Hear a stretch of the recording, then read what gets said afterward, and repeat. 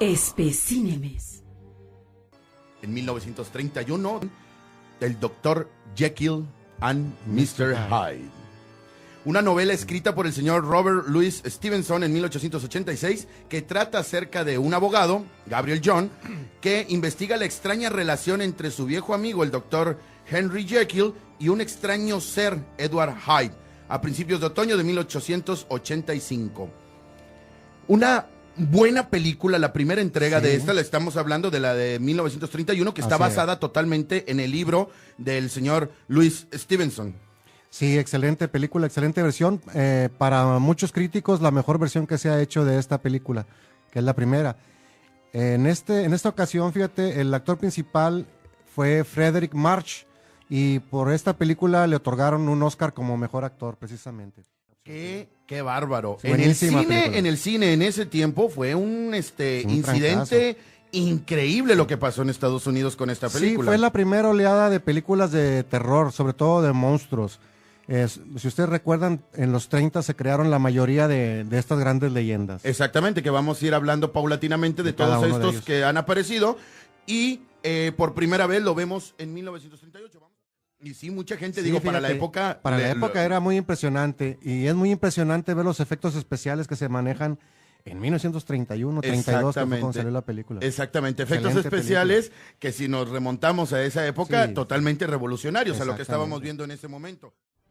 En 1933, El hombre invisible, dirigida por el señor James Whale. Esta película está basada en la famosa novela de ciencia ficción escrita por el señor H.G. Wells. Recordemos que el señor H se llama La Guerra de los Mundos, muy exitosa, muy buena, y llevada por medio del radio por el señor Orson Welles, que hizo esta catástrofe allá en Estados Unidos, que ya la platicaremos después. Y por primera vez es llevada a la pantalla en 1933. El señor Rains, era su primer trabajo, era su segundo. Ese es su primer trabajo. Es su primer trabajo. El hombre invisible es su primer trabajo. A él el director lo escogió precisamente por la voz, lo había visto en teatro. Exactamente. Y le llamó mucho la atención su acento, y por eso lo contrató. Porque inclusive en la película, si recuerdas, sale una escena pequeñitita al último cuando está... Que teníamos esa discusión hace muchos ¿Te meses, teníamos esa discusión de que yo recordaba que el señor tenía sus flashbacks, y no, en esta no, en la primera versión únicamente se le ve la cara al hombre invisible. Cuando acaba de fallecer. Al final, y podría ser que 2 minutos. No, menos de 2 minutos. 1 minuto.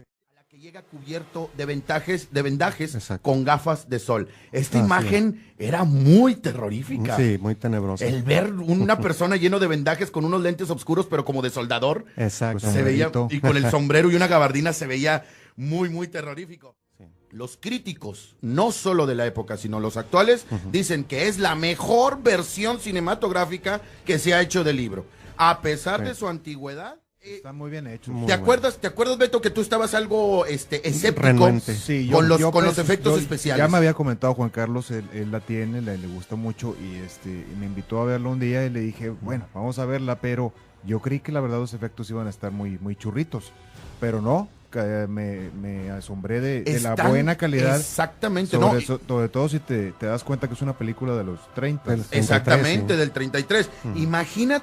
Imagínate si tú quedas convencido ahorita, en el 2010, de los efectos realizados por esta película. Imagínate la gente cómo salió que del la vio cine en esa época. ¡Ay, caray! Dios mío. Impresionadísimo. Exactamente, porque sí tiene muy buenos efectos especiales, sobre todo la escena donde estos aldeanos se dan cuenta de que este señor esconde algo y se quita el vendaje de la cara, y lógicamente se ve un hombre sin cabeza y riendo. Una excelente película, y sobre todo esta de 1925, interpretada por el legendario Lon Chaney. El hombre de los 1000 rostros. Así es. Una película que la historia es increíble. La manera en que se va tratando la relación entre este fantasma o este personaje con la chica, y al mismo tiempo la chica con el vizconde del que se llega a enamorar al final, y todo lo que va envolviendo la trama este triángulo amoroso con este personaje muy singular, interpretado en este tiempo, en 1925, por el señor Lon Chaney. Él se empieza a interesar mucho en la música, Ujú. a tal grado de que se desenvuelve como un genio Exacto. haciendo piezas increíbles para la Ópera de París, Sí, sí. pero se enamora de esta chica de ahí, Sí.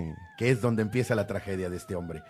Que en esta película del 25 es un ser deforme Sí, totalmente, completamente, todo el rostro. cuando se quita la máscara es... Bueno, se lo quita a la muchacha. Sí, para... Cuando la rapta y se la lleva a los sótanos de la ópera de París. Una escena clásica, es Sí. el rapto y que se la Sí. lleva a los sótanos, ahí A las las cloacas. a las cloacas, A las cloacas. a los De París. de Sí. París, donde tiene su órgano él, Ujú. que Y mientras él está interpretando una de sus piezas, se acerca a ella y sorpresivamente le arrebata la máscara, ¿verdad? Y se ve el rostro deforme de esta persona. un rostro totalmente desfigurado Sí. y destruido también por el tiempo de que Sí. él ya tiene mucho tiempo enclaustrado en Exactamente.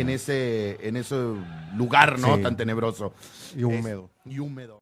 En 1932, escrita por Nina Wilcox, La momia, de 1932. Exactamente. Interpretada por ¿quién? El señor Boris Karloff. El señor Boris Karloff, que interpreta a Imhotep. Imhotep. Ujú. Un ser, una momia Sí. que regresa a la vida. Exactamente. Una muy, muy buena película. Sí, la historia también muy interesante. Aunque en esta ocasión, en esta rara ocasión, que es la primera vez que vemos a la momia en cine, aparece muy poquito.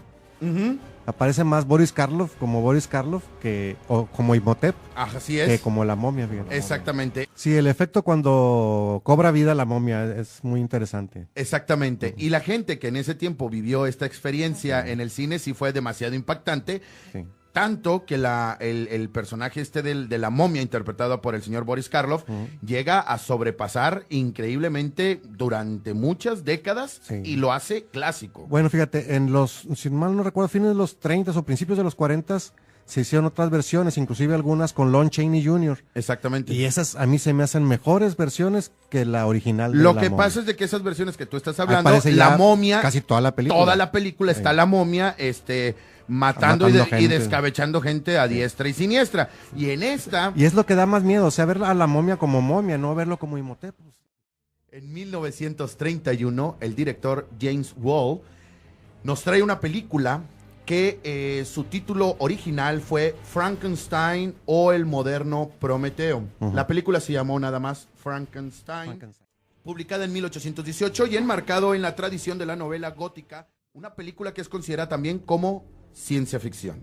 El señor Colin Clive, May Clark, John Boyles y el señor Boris Karloff interpretando a el monstruo o la bestia. Ujú. Una película increíble. Sí, claro. En su momento, cuando se estrena esta película en 1931, la nota era: jamás creímos que el cine pudiese crear un ser tan horripilante. Exactamente. Sí.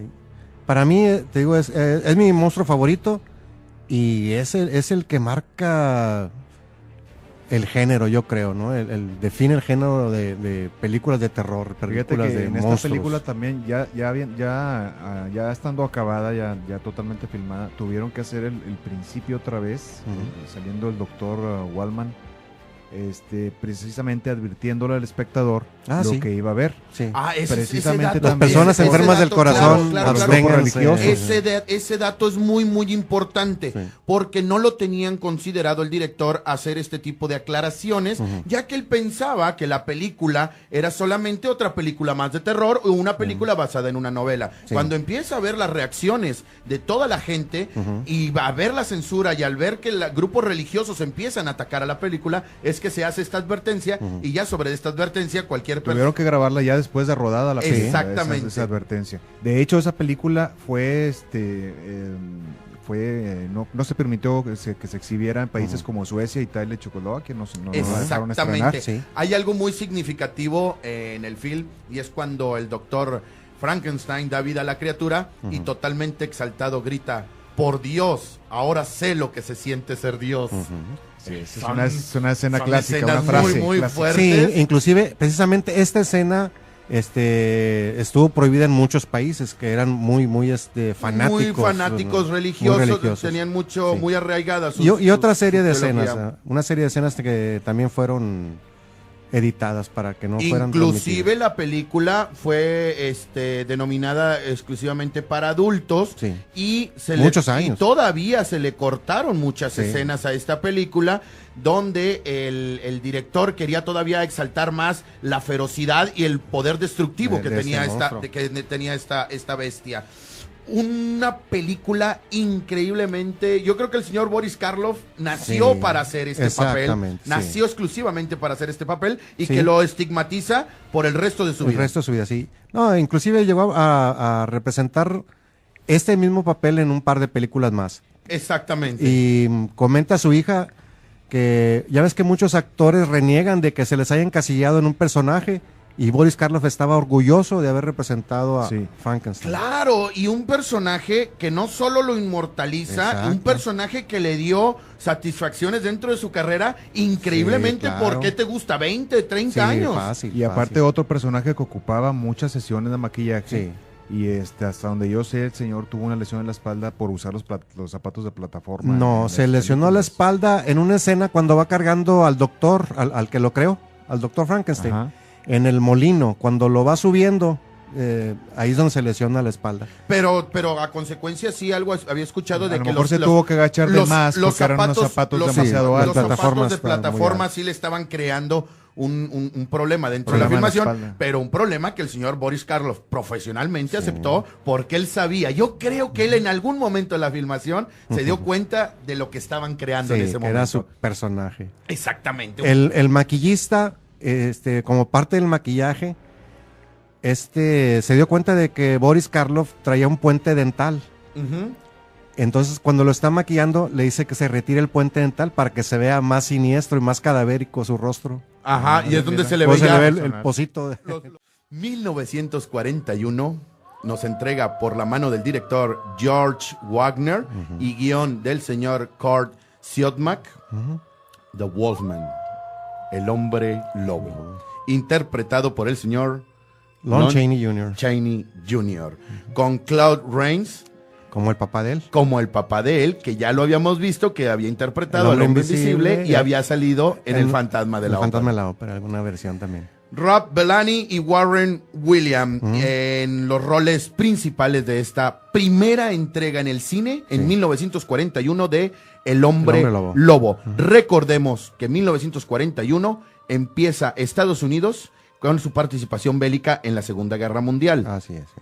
Esta película se podría decir que es de lo último que se hace pre-bélico en Estados Unidos y con un éxito increíble. extraordinario. Esto arrasó y fue más allá de lo que podían haber pensado los estudios, Sí. y hasta el mismo director de la película lo Sí. puso en una posición increíble, no Sí. solo al señor Lon Chaney, Sí, sino también al director. Sí, lo dejó como un personaje clásico del cine.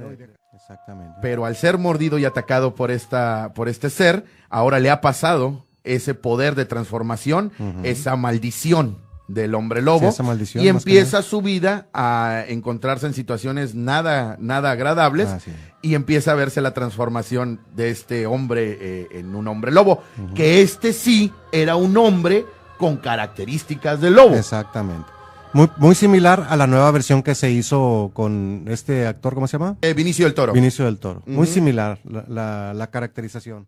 Exactamente. El maquillista Jack Pierce pasó 5 meses para encontrar la mejor combinación de cabello, color y caucho, es como un hule, Sí. para Ajá. ser utilizado en el proceso de transformación del señor Lon Chaney, el cual decía que a veces le convenía más dormir maquillado Sí, que que, para sufrir que sufrir el el- maquillaje. la desmaquillada y volverse a maquillar. Exactamente. Era un proceso increíble Sí. que le llevaba horas al señor Jack Pierce, encargado de maquillaje, junto con el señor Lon Chaney. La actriz Evelyn Ankers sufrió algunos problemas en la filmación al ser molestada por el propio Chaney, quien la asustaba con el maquillaje del hombre lobo. Debido a la censura de la época, no fue permitido que algunas tomas del personaje fueran muy bestiales y tampoco fue autorizado que hubiera una transformación directa del hombre lobo. Por eso vemos esta transformación entre pedazos, pausada sí. de la transformación Del hombre en criatura. en la criatura esta.